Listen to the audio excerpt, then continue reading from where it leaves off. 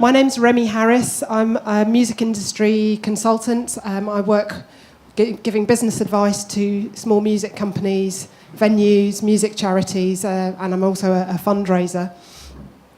We've got a fantastic panel today. Am I allowed to introduce you by name, or are you just going to say your own name?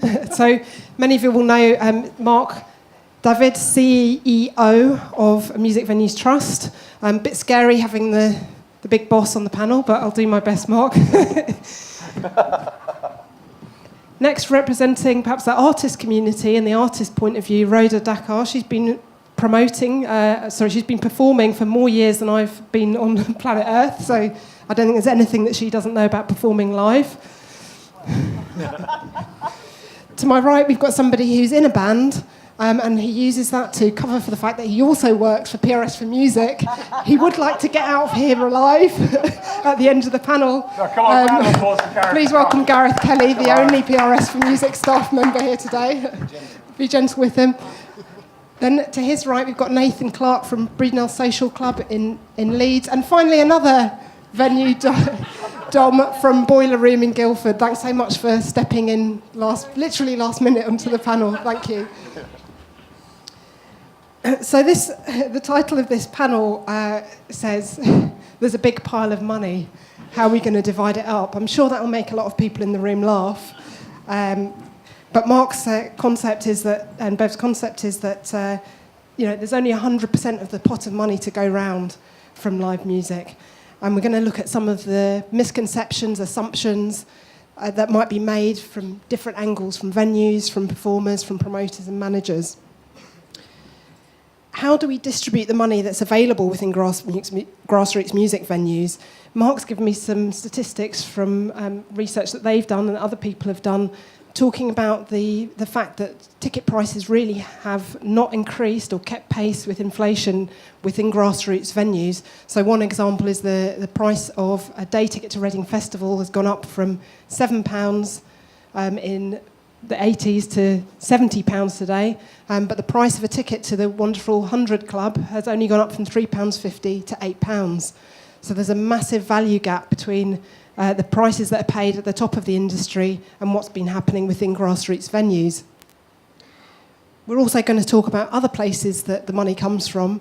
So the bar takings is one of the areas that venues have relied upon to be able to cover their costs.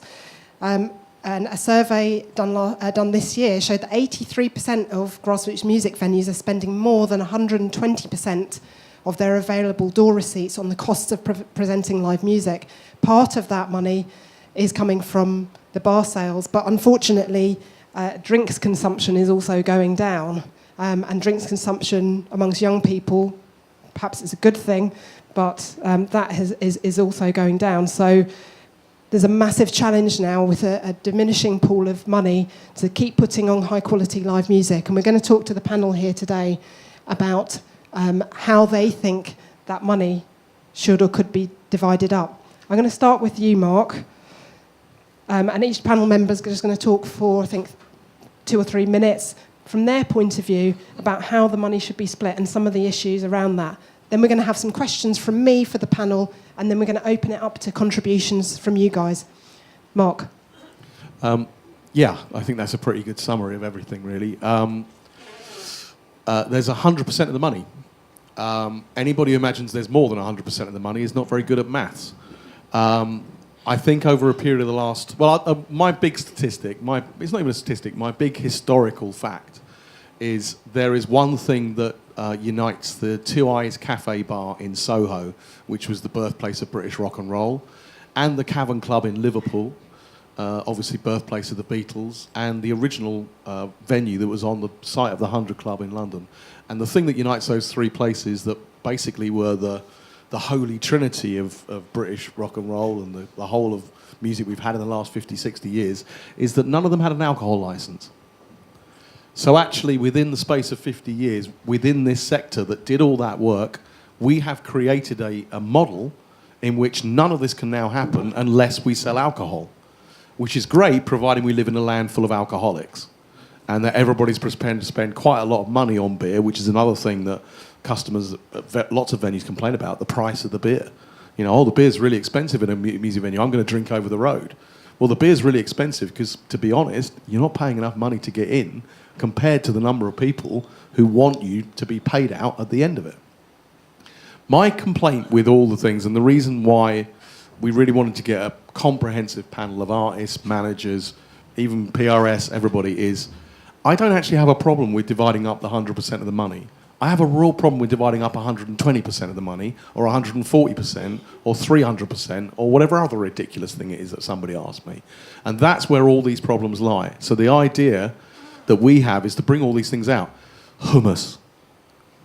325 venues in the UK putting on 4 gigs a week, buying 4 pots of hummus.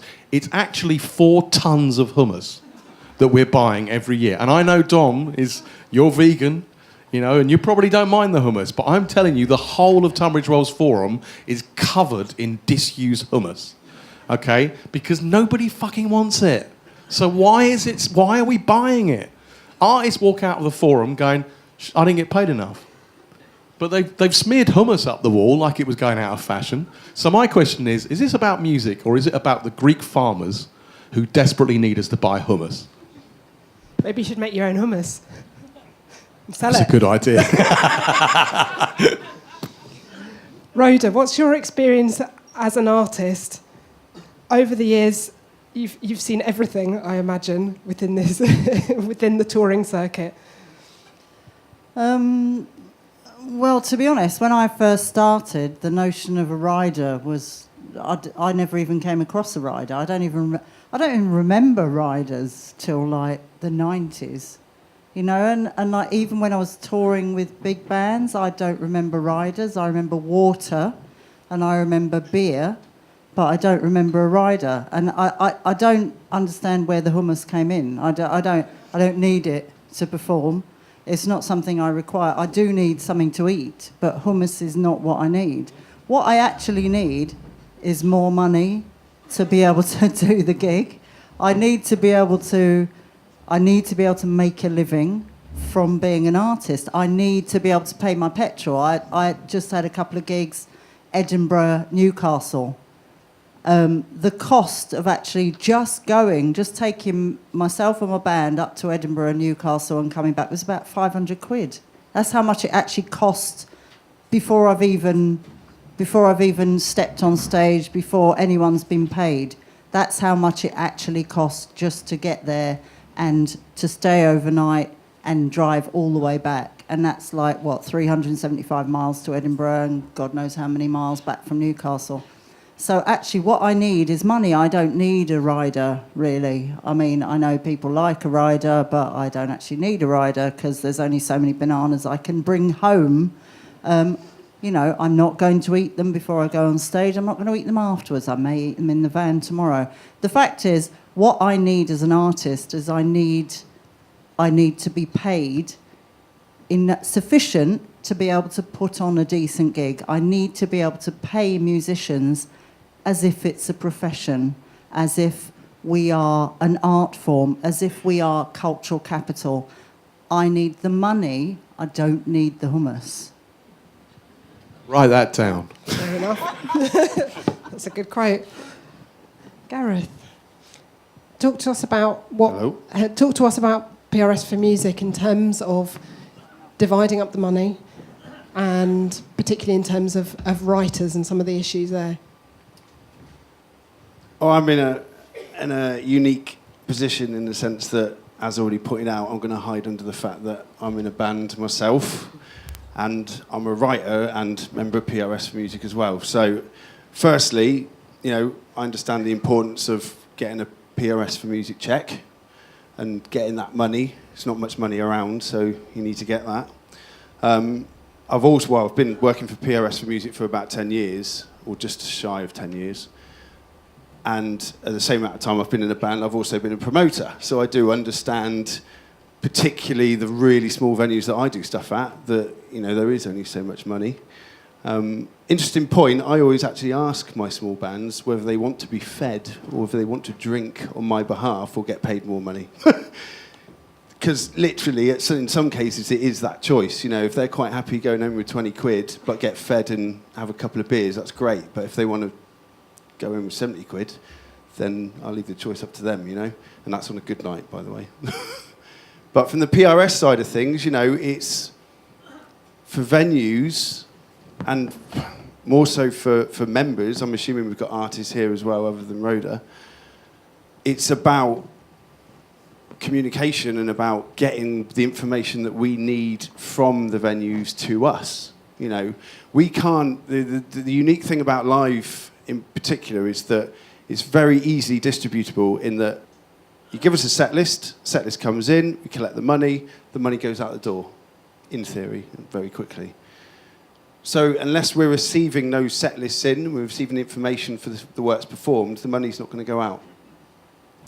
We put a lot of work into, you know, how we get that message out, but, you know, for me, it's just about, you know, saying to everyone the importance of everyone talking, everyone communicating, getting that information that we require in, and then getting that money that we collect out the door as quickly as possible.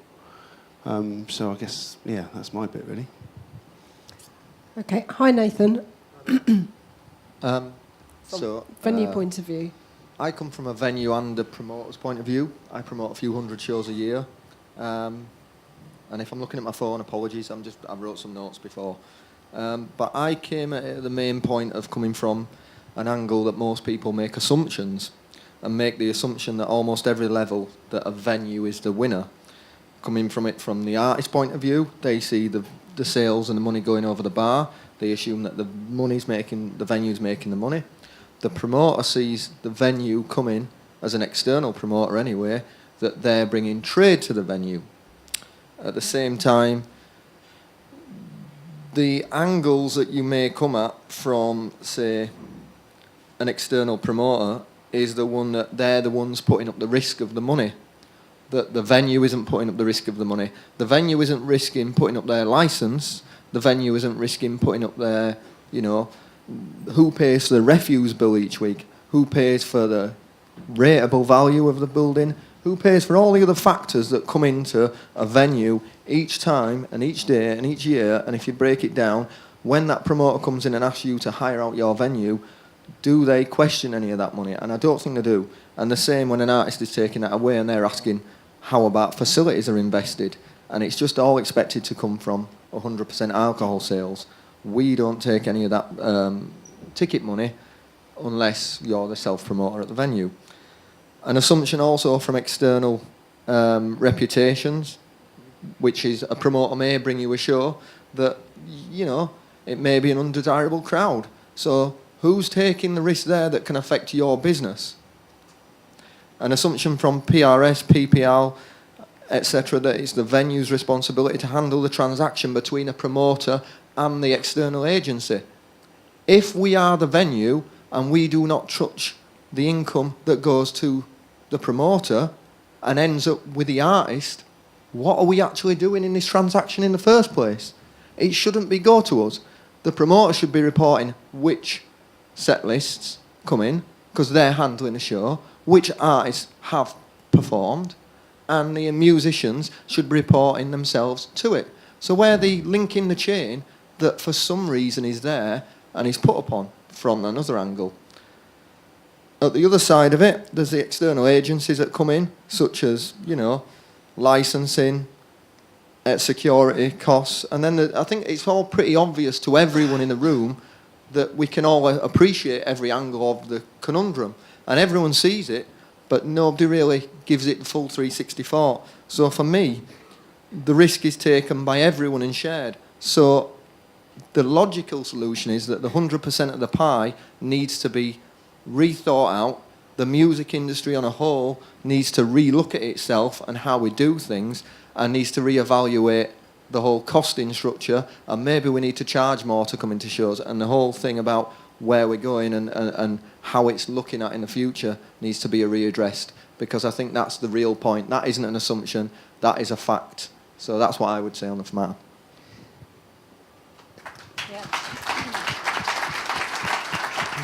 As a fellow venue owner, I'd have to echo everything that you've just said.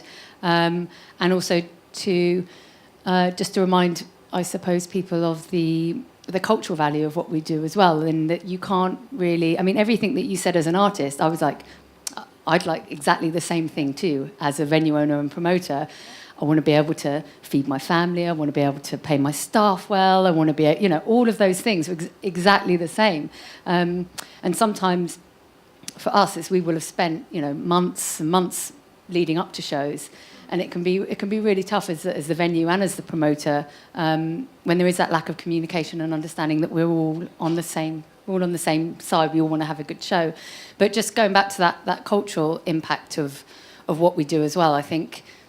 You might get a couple of good shows, but where you may make some money, but it's all those shows that we do as promoters and venues that we're losing money on, but that we're supporting artists, and that's really where that kind of cultural impact and value just isn't necessarily, I think, really being appreciated enough by whomever has got the money that they may be offering to give. And I still go back to other art forms that are still considered higher in cultural value. And I don't understand why cultivating and incubating young music artists that go on to represent our country around the world, that started out in venues such as ours, we're not considered as important as, say, a theatre or an art gallery, where there's considerably, I think, more value placed on it. That's my opinion, anyway, from my thoughts. And I think that's something that quite a few of the panel, when we were discussing this beforehand,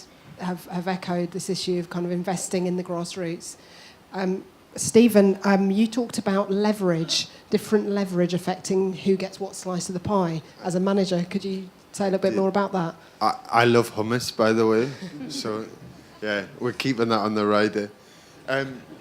The whole thing is a synergy. To me, I'm an artist manager. I've been a promoter as well.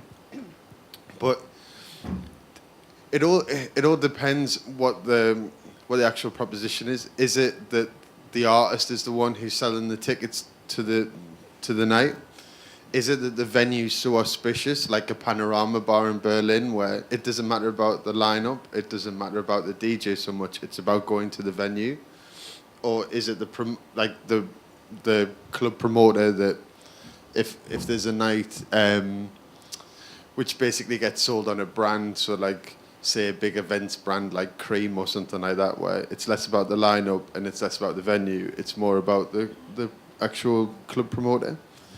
And if a venue is very auspicious, what you find is that the artist will play there for lower rates, or the club promoter will not charge you so much or whatever. So it is actually within, if the venue wants to earn more money, then the venue has to make sure that it's a brand in itself now that will go and make you go and play that little, like Village Underground's, I'm just aware that I'm at Ministry of Sound picking up Village Underground. But Village Underground has got really cool and kind of got Skepta and people like Drake and things doing shows. And when you start booking and things like that, then it starts to self-fulfill. Obviously, Ministry's had a bit of a rebrand recently, and because they've been booking cooler things in, cooler club nights and cooler artists, then that's meant that people play for Ministry for a lower fee and things. So venues themselves, because I imagine that most people, who's from a venue here, and who's on the side of the artists? Oh yeah, venue should definitely get all of the money, and I'm just here to apologise on behalf of all artists.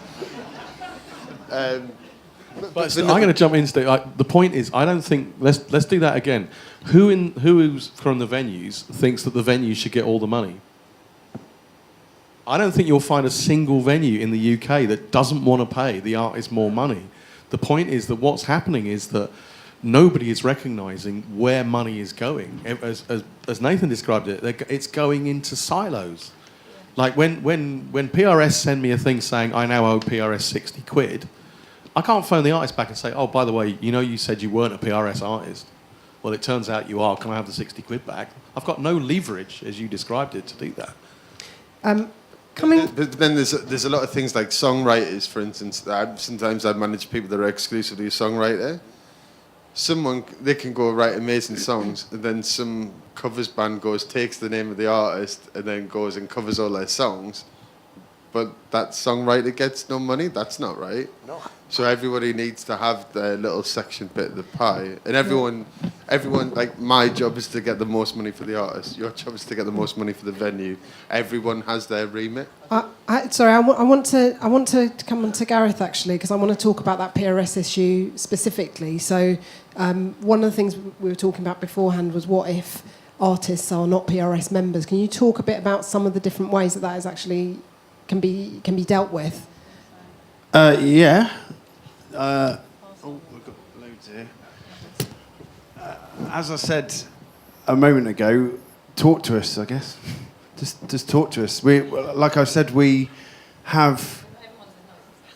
Well, I'm the live manager. I'm looking after the team that's looking after the collecting the set lists in and making sure that money is invoiced to the venues, and then that gets paid. Hopefully gets paid at the end of it.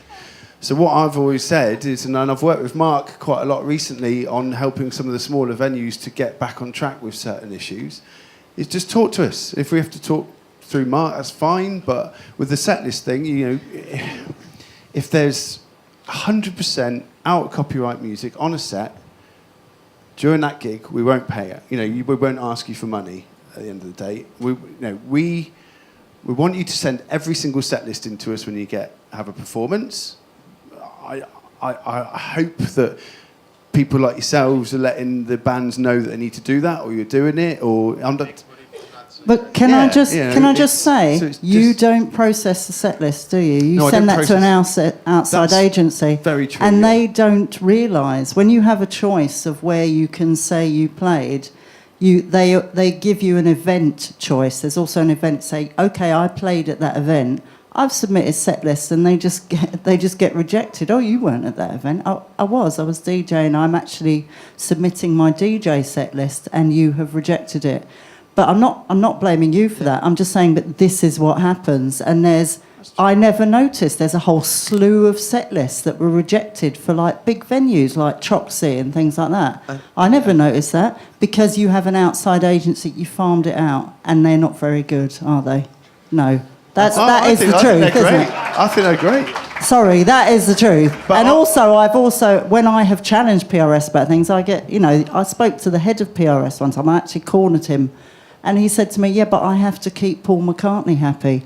I'm going to ask Paul McCartney one day if that's actually true. I don't think Paul McCartney gives a stuff about the slice of the cake he gets. I think he's all right for money as it goes.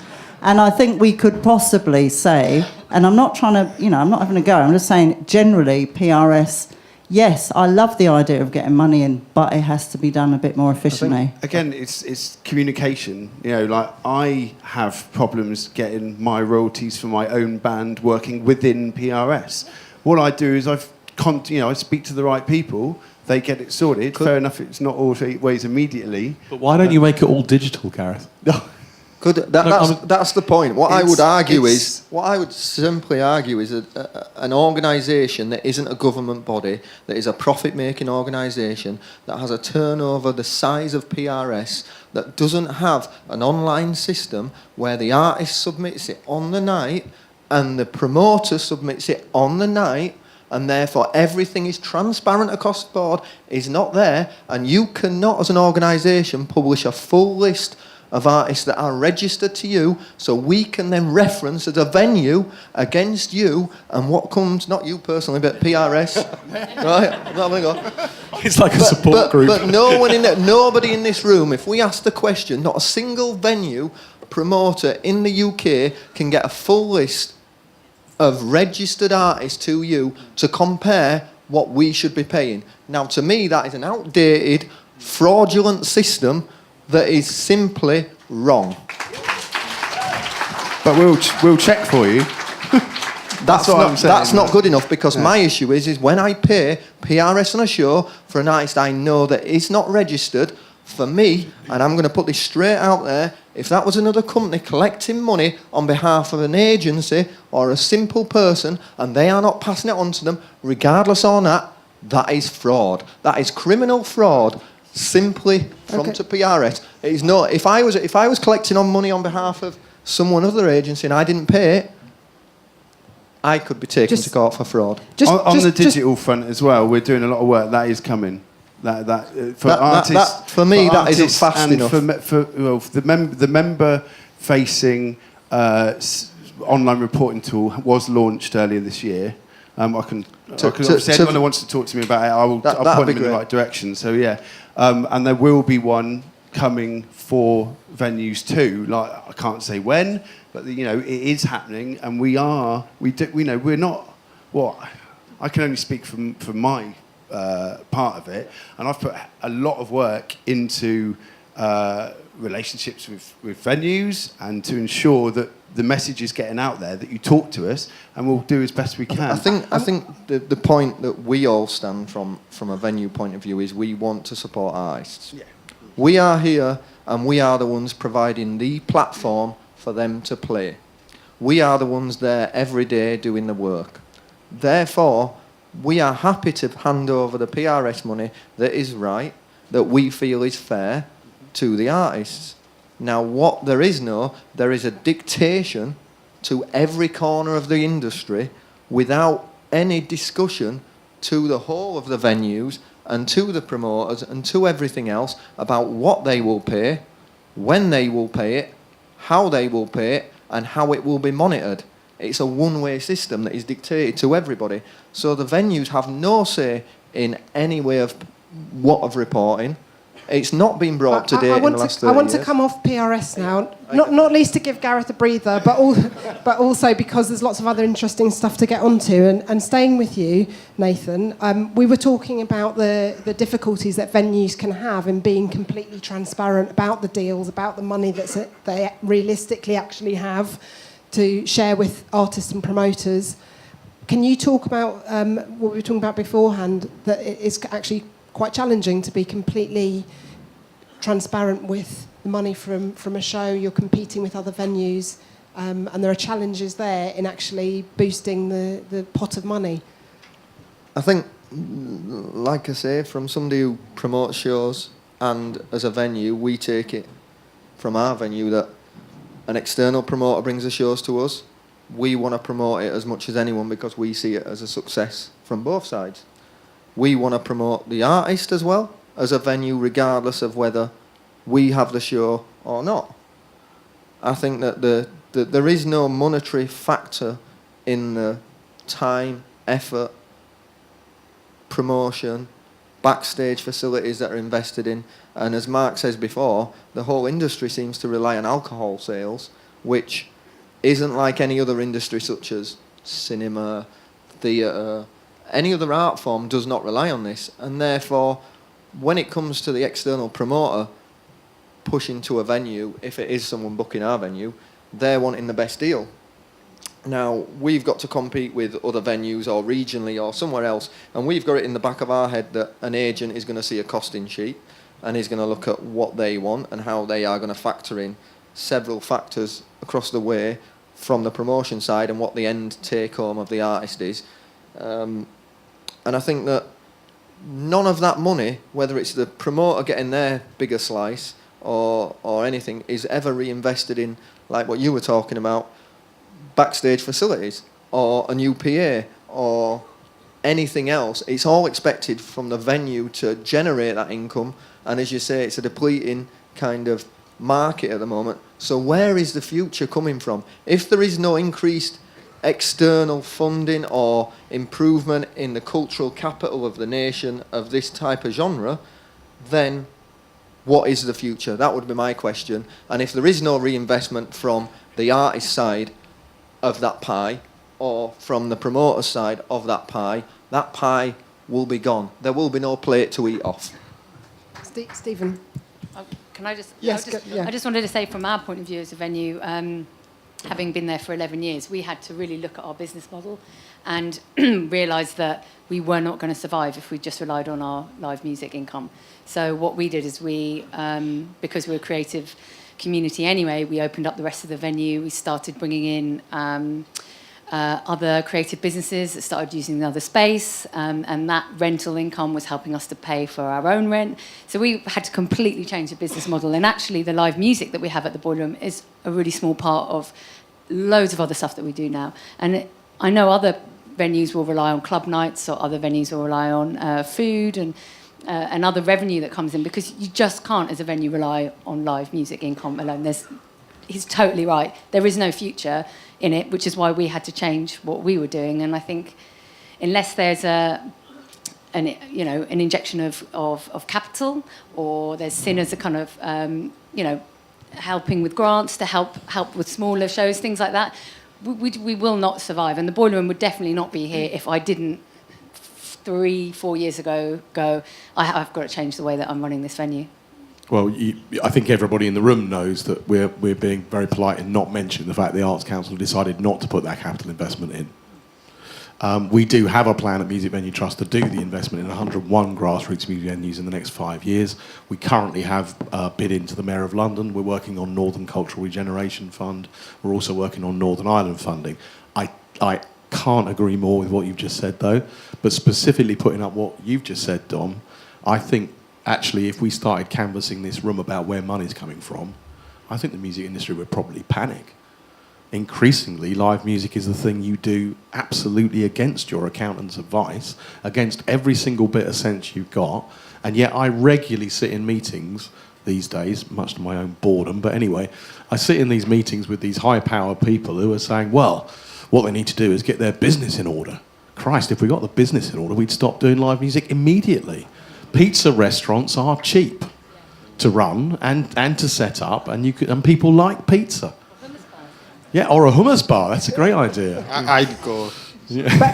But how? I mean, how you touching them? We can expand on this. How else are venues going to grow the income? So these are what Dom's talking about are things that I don't agree with the basic premise there, Remi. I think it's about time that the record industry, the publishing industry, and the live music industry actually realise that no industry in the world runs effectively if you let your research and development be done by an external agency that's hemorrhaging money. That's what this is. This is the research and development part of the whole music industry, investing thousands, if not millions of pounds a year into developing new artists, and as soon as they're going to make any money, boom, put it over there.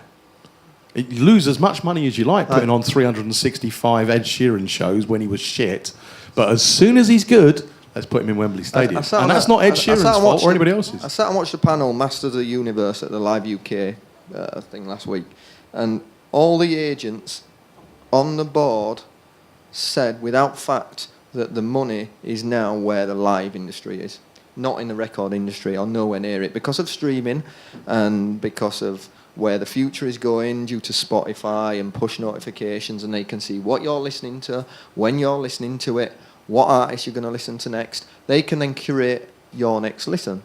And because of the money not coming through from that, the artists then have to go out to the live venues. Now, if the industry doesn't reinvest, and not just reinvest, but reconfigure the way it's thought out fully, I think the point is we all agree that it should be a pie. But why should, as you say, the pizza sales go to paying for the artist backstage? Why should that pay for the new PA up in the front? Why shouldn't the ticket price at £10 actually be £12, and £1 of that going to reinvestment of infrastructure for venues across the country? I think the point is the whole thing is devalued as an industry from inside the industry and outside, culturally, across the board. I think that's the key point, is that we don't, A, stick up for ourselves and say we are worth more, and B, it's not recognised within the people who hold the power and make the decisions that that's what's happening.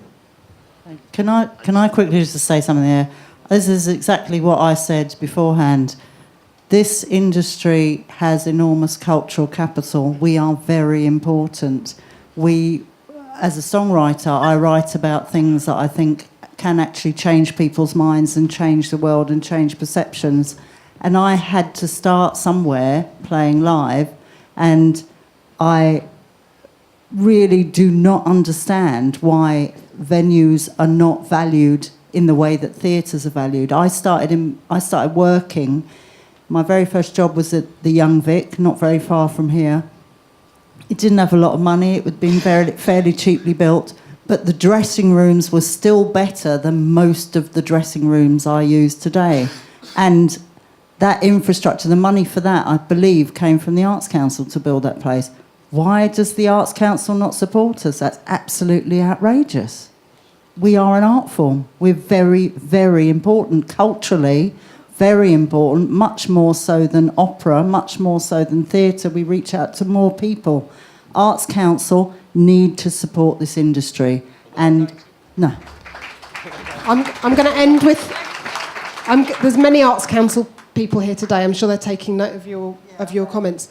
Can I finish?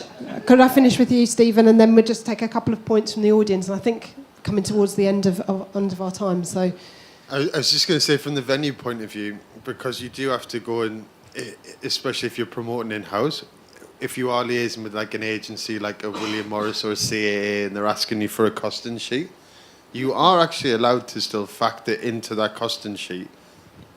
Here's a ledger here for reinvestment back into venue. You can. It won't get approved. I've sent in thousands of offers across 25 years. Let me tell you one thing that's not on our offer doc, and I've seen it struck out. Electricity. Electricity will be £15. No, we don't want any of that. It's going to be bloody quiet and dark without it. Yeah, but I'm from Sunderland. It's unions, Jarrow marches and all that. Candles. Yeah, well, you how many people are here from venues? If everybody goes and says, we're going to do this, then it gets done. Yeah, like, but that's one of the reasons we're all sat in this room now, is because we've got to the point where we can't make it work anymore. Well, We're you going to can, need to you take just collective don't action. infight. Like if all venues today went, there has to be an electricity charge onto everything, then there gets to a point where the agents can't book anything into any of the venues. I shouldn't be saying this as an artist manager, but if everybody goes, these are the set of standards that we had here. In the same way the PRS just goes, this is the blanket the issue thing. you've simply got is this, right? And I'll tell you now. The honest truth is another venue will go, actually, we'll knock that 15 quid on the head. We'll do it sly on the side. But that's my whole point. It's fine. We'll have that show instead. You've that is certainly what happens. got. You've certainly then you got. defeat unionism Fine. because the whole point is to stand as one. But that's business. You've got to be realistic. I'm going to wrap up this panel you now shoot yourself so that in we the can foot. take a couple of points from the audience. So we've got the problem of falling ticket prices, or prices that are not keeping pace with inflation. You've got the problem that people are not drinking as much, or they're drinking at home before they come out to venues. We've got the problem of lack of public investment into venue infrastructure that we need to support the whole music industry.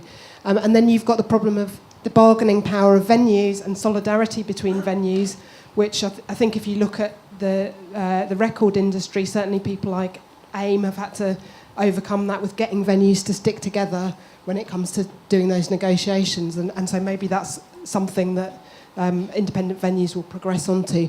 I want to take a couple of points from the audience, and then I think that will be the end of our time. So I'm going to take a point from over here, and gentleman here, and person there.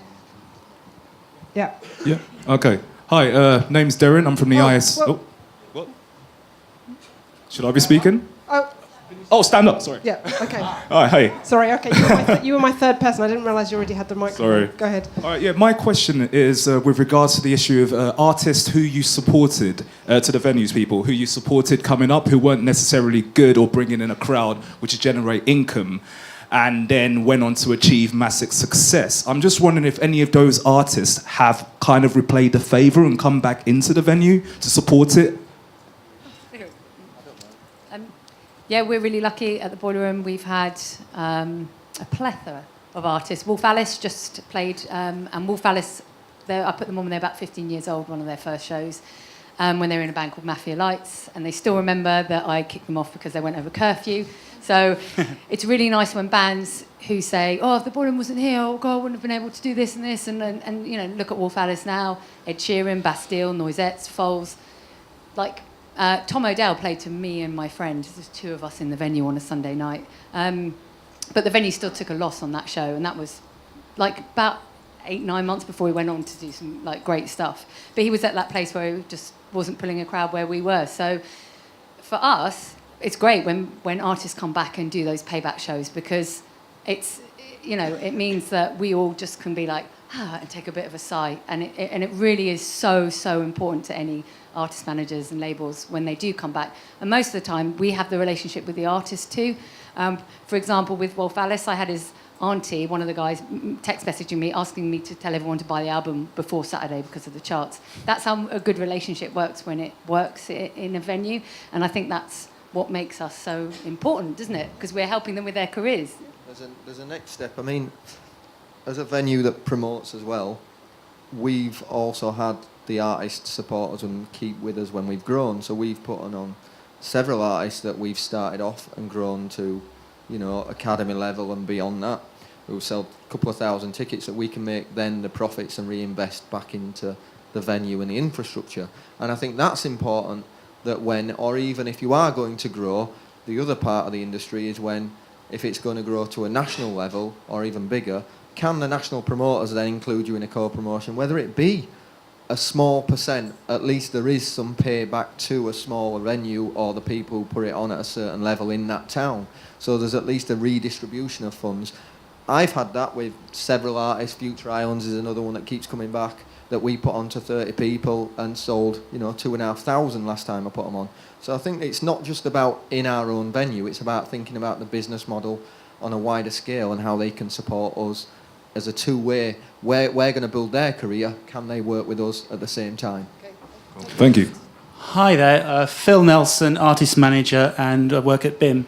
A lot of touring artists touring the world at grassroots music venue level will often say that touring the UK is the most dispiriting bit of touring the world, not counting Guildford and Leeds, I'm sure. Or Tunbridge Wells. Is there anything that we can learn then, whether it's from funding or in any other way, from any other countries in the world that are doing it better than us? Yes, we are the remaining country in Europe that does not invest in its grassroots music venue by the cultural sector. We're the outstanding country. Even Spain now puts in money directly from government into its grassroots music venues. We are the only country that doesn't have a particular funding source to do that. We're the only people who think that grassroots music venues should be competing against theatres or opera or classical. We're the only country that doesn't have a mechanism whereby the higher part of the music industry has a pipeline of taxation or rights declaration that invests into the grassroots music venue. So the answer bluntly is yes, we are now the odd people out, and the reason that bands like to tour in France is because in France there is a 3% tax on live music that you can write a risk assessment for from a grassroots music venue if your toilets aren't very good or your PA is shit or you want to put on a load of experimental white noise music for no particular reason, then you can draw that down from the money that they made out of Madonna playing in the Stade de Lights. Simple as that. And funny enough, often when you bring that up in these meetings, and Live Nation tend not to come to these meetings, just to be clear, Live Nation and companies like that are actually already doing that in every other country in Europe. They have an investment program, they're paying the tax in France, they don't care. They're paying the investment circle in Denmark, they don't care. We are the last country that isn't doing this because we seem to be the last country that's prepared to accept that the best way to run these grassroots music venues is to let a fool open a grassroots music venues, lose as much money as he can, and then hope that another fool will come along. Well, we've professionalised our industry. We've got the best people running it already, and we just need the bloody money to get on and do it.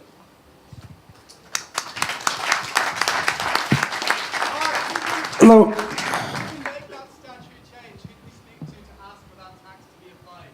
Who do we stick to? Well, basically, I think we're gonna end up kicking and. We've been through the ring with Arts Council, and it's just not working. I think we have to accept. There's lots of good people at the Arts Council. I bet everybody in here knows a good Arts Council officer. But the truth is that actually the organisation itself is not constructed in a way that it can do those things.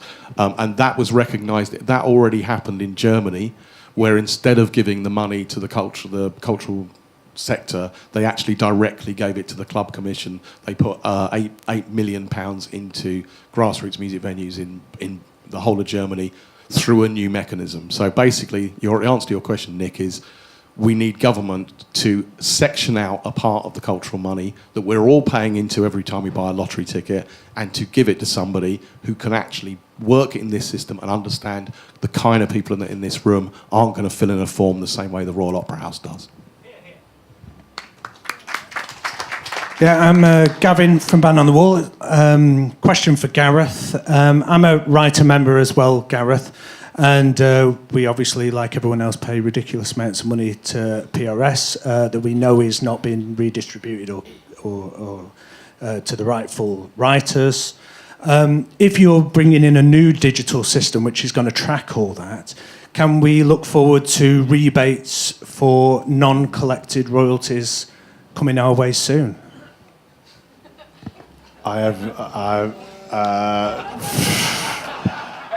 hug Gareth. I can't. I doubt that very much. I don't know. But I mean, based on Mark's comments, we are now in an age where those payments should be trackable. You should know whether they're being collected or not, and if they're not being collected, if it was the tax office, if it was HMRC, you know what, it'd be being sent back to us if it had been wrongfully collected. So, yeah, I just can't help you with that. I know that everything's been done to improve it in the future, but yeah, that's all I can say. So on that note, thank you very much to all of the panel. Apologies to PRS for Music, Arts Council and the Hummus Makers of Greece.